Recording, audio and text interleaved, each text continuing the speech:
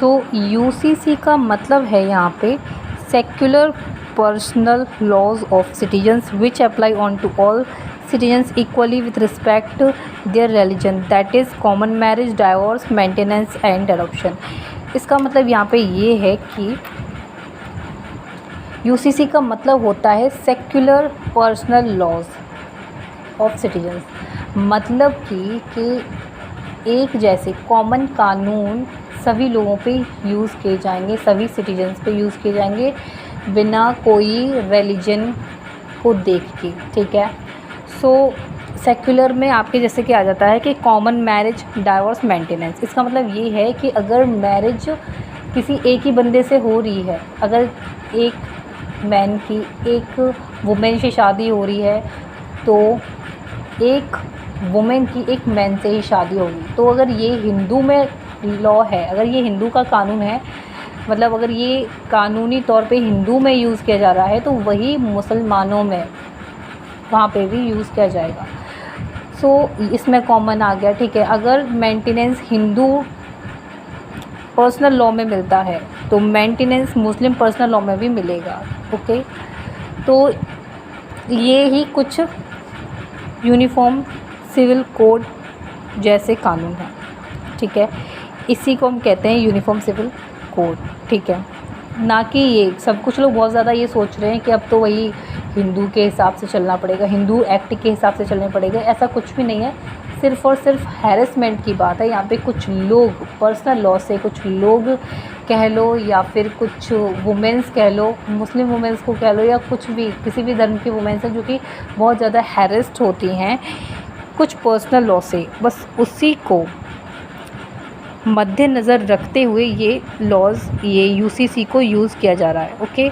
सो UCC इन DPSP, UCC को DPSP में इसलिए रख दिया गया था क्या, ताकि हम फ्यूचर में क्या कर सकें। हमारे कॉन्स्टिट्यूशन मेकर ने कहा कि हम फ्यूचर में इसका यूज़ करेंगे, यूसीसी का यूज़ हम फ्यूचर में करेंगे, क्योंकि जब हमारा देश आज़ाद हुआ था तो उस टाइम हमारे देश के जो लोग थे वो मेंटली प्रिपेयर नहीं थे यूसीसी को एक्सेप्ट करने के लिए, क्योंकि तब पार्टीशन भी हुआ था। तो कुछ लोग पार्टीशन के उस साइड से इस साइड आ गए थे और यहाँ के कुछ लोग उस साइड चले गए थे, तो लोग मेंटली प्रिपेयर नहीं थे यूसीसी को एक्सेप्ट करने के लिए। एग्जाम्पल में देखते हैं तो गोवा सिविल कोड, ये पोर्टुगीज सिविल प्रोसीजर कोड है जो कि 1939 में अप्लाई किया गया, ठीक है। सुप्रीम कोर्ट का इस पर जजमेंट आता है, ये कहते हैं कि शाइनिंग एग्जाम्पल ऑफ यूसीसी, ये कहते हैं कि जो गोवा सिविल कोड है वो एक शाइनिंग एग्जाम्पल है यूसीसी का। लेकिन इन्होंने खुद का एक इनहेरेंट शेयर करते हुए बोला है कि यहाँ पे डीपली डिस्क्रिमिनेशन चलता है, और डिस्क्रिमिनेशन किस आधार पर चलता है, जेंडर, सेक्सुअलिटीज़ और रिलीजन के आधार पे यहाँ पे डिफरेंस समझ लो या फिर डिस्क्रिमिनेशन समझ लो, ये है, ठीक है। अगर मैं एग्जांपल के तौर पे बताऊँ तो husband can seek divorce if his wife commit adultery. इसका मतलब ये है कि हस्बैंड अपनी वाइफ से डाइवोर्स ले सकता है जब उसकी वाइफ एडल्ट्री हो किसी और के साथ, मतलब कि जब उसकी वाइफ का रिलेशन चल रहा हो किसी और बंदे के साथ। और वुमेन तभी सिर्फ डाइवोर्स ले सकती है यदि उसका पति का एडल्ट्री, मतलब उसके पति का संबंध, रिलेशन किसी और के साथ हो। लेकिन अगर उससे समाज में नाक कट जाती है, समाज को सबको पता चल जाता है, अब तो ऐसा ही लगता है कि भैया अब नाक ही कट गई है, तो ही बीवी उससे डाइवोर्स ले सकती है। अगर समाज को नहीं पता चला है, नाक नहीं कटी है, तो बीवी डाइवोर्स नहीं ले सकती, बेशक वो कितना भी रिलेशन वगैरह बना ले, ऐसा कुछ, ठीक है। तो ये कुछ जेंडर से रिलेटेड डिफ्रेंशिएट यहाँ पे चल रहा है। आगे बढ़ते हैं तो एग्ज़ाम्पल में एक और एग्ज़ाम्पल है हमारे यहाँ का, मोहम्मद अहमद खान वर्सेस शाहबानो केस, ठीक है, शाहबानो बेगम केस है ये। तो देखते हैं इसमें क्या होता है। अप्रैल 1978, 62 ईयर ओल्ड मुस्लिम वुमेन मतलब कि ये शाह बानो 60 ईयर ओल्ड की मुस्लिम वुमेन है। इन्होंने एक फाइल्ड पेटिशन करी सुप्रीम कोर्ट में और उन्होंने डिमांडिंग करी मेंटेनेंस उनके फ्रॉम हर डाइवोर्स हस्बैंड। उनके डाइवोर्स हस्बैंड से उन्होंने मेंटेनेंस का मतलब होता है खर्चा पानी। मतलब अगर हस्बैंड डाइवोर्स दे देता है अपनी बीवी को और बीवी के पास कोई भी नौकरी वोकरी नहीं है, अगर नौकरी वोकरी हो भी तब भी हस्बैंड को खर्चा पानी देना पड़ेगा अपनी वाइफ को। तो ये उन्होंने गुहार करी। फिर आगे बढ़ते हैं। तो ठीक है, तो और जो मोहम्मद अहमद ख़ान है वो एक जाने माने लॉयर भी हैं। ठीक है।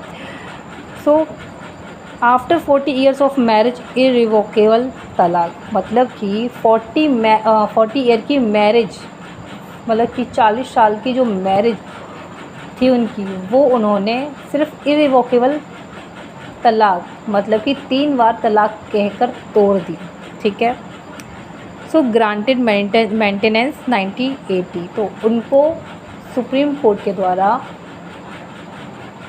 मेंटेनेंस दिया गया 1980 में। सो नाउ सुप्रीम कोर्ट 1985 में under the maintenance of wife's children and parent provision section 125 of criminal procedure code apply to all citizens irrespective of religion.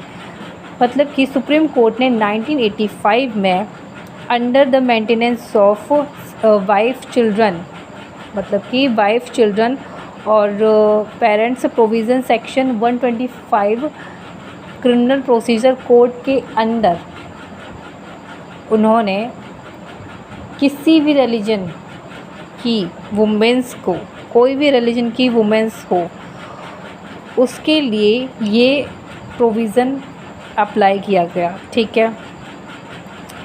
और ये जो शाह बानो वाला जो केस था वो वाइडली कंट्रोवर्सी, पॉलिटिकली इशू और नेशन वाइड केस बन गया। ठीक है। और सुप्रीम कोर्ट ने जब ये सेक्शन 125 क्रिमिनल प्रोसीजर कोड लगाया जिसमें वुमेंस को मेंटेनेंस दिया जाएगा, ऐसा कुछ था। ठीक है। तो इसमें क्या हुआ, इसमें ऑल इंडियन मुस्लिम बोर्ड थे, उन्होंने उन्होंने डिफेंड एप्लीकेशन करते हुए, मतलब कि उन्होंने कहा कि ये हमारे पर्सनल लॉ के ख़िलाफ़ है। हमारा पर्सनल लॉ किससे चलता है, हमारा पर्सनल लॉ चलता है हमारे शरिया लॉ से, उनका ये मानना था। ठीक है। So Muslim women protection of right of divorce act 1986, फिर ये वाला जो एक्ट दिख रहा है आपको, ये एक्ट वॉज पास किसके द्वारा, राजीव गांधी गवर्नमेंट के द्वारा, which made section 125 of criminal procedure code inapplicable to Muslim women, और जिसमें राजीव गांधी ने सेक्शन 125 ऑफ क्रिमिनल प्रोसीजर के अंडर कहा कि ये जो एक्ट है, ये जो protection of right of divorce है, ये इनएप्लीकेबल है मुस्लिम महिलाओं के लिए। और ये ऐसा माना जाता है कि जब सुप्रीम कोर्ट ने ये कह दिया था कि वुमेन्स को, चाहे वो किसी भी धर्म की हो, उनको मेंटेनेंस मिलेगा उनके हस्बैंड के द्वारा, तो राजीव गांधी उस चीज़ के लिए एग्री तो थे, लेकिन जब उन्होंने चुनाव हार गए थे, जब वो चुनाव हार चुके थे, तो उसके बाद उन्होंने यू टर्न लिया और ये एक्ट लेकर आ गए। जी हाँ।